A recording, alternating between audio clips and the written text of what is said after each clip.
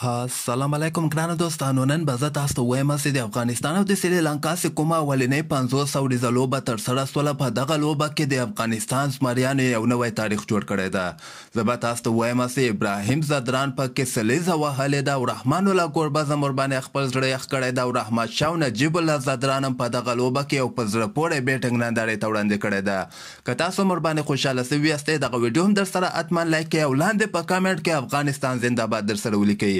بیا به تاسو ته ووایم چې دغه لوبه کې افغانستان اول بیټنګ ترسره کړی و. سریلانکا ته 295 رنزه ټارګټ په دغه لوبه کې ورکړی ده چې د افغانستان بیټسمینانو کې رحمان الله ګوربز 53 رنزه کړي او ابراهیم ځدران په 160 بالو باندې 106 رنزه مهم رنزونه کړي دي، 11 ورځې وهلې دي او بل طرف ته رحمت شاه بیا ډېر ښه بیټنګ ترسره کړی، 50 رنزه کړي او نجیب ځدران بیا 25 بالو باندې 240 رنزه کړي دي.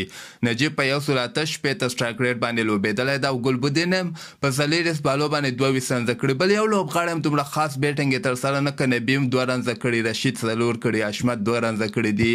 خو افغانستان کولی سو چې دغه ټارګټ یې 360 313 ته هم رسولی سو، خو لاندې کې سریلانکا بالرانو افغانستان بیټسمینان راایسار کړل.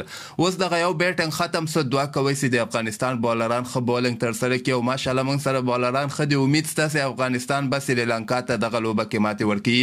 مسقط مې د خبرې دغه ده چې د افغانستان دغه بیټنګ ماته ډېر زیات خوند راکړ او ډېر زیات مې خوښ څه پروفیشنل بیټنګ یې ترسره کړ، خاص کر د افغانستان دغه د سرور بیټسمینانو رحمان الله ګوربز، ابراهیم ځدران او رحمت شاه او نجیب ځدران. خپل نظر هم لاندې ما سره په کمنټ کې شریکولی شئ.